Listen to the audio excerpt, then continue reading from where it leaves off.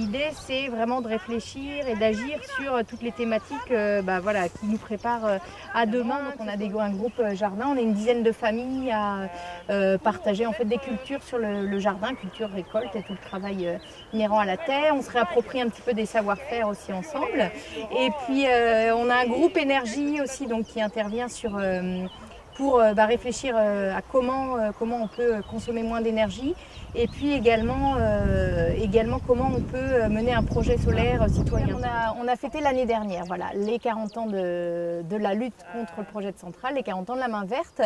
Et l'idée c'était de se dire, à travers cette fête, il y a 40 ans on a dit non à la centrale, mais maintenant concrètement à quoi on dit oui et qu'est-ce qu'on met en œuvre sur ce territoire pour voilà, aller de l'avant et ne pas seulement se contenter d'être dans le refus du nucléaire.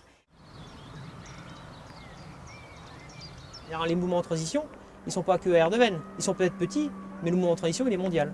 Donc du coup, ce qui se passe à Erdeven peut très bien se passer en Angleterre. Et le jour où on sera tous ensemble, ça fera beaucoup. Les personnes qui étaient militantes à l'époque, ils savaient quel impact ça avait sur le sol et tout ça.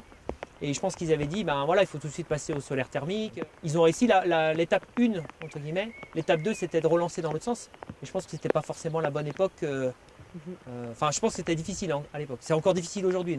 En fait, eux, ils étaient prêts, mais les citoyens n'étaient pas prêts à ça, en fait. Ils étaient encore dans la magie du nucléaire.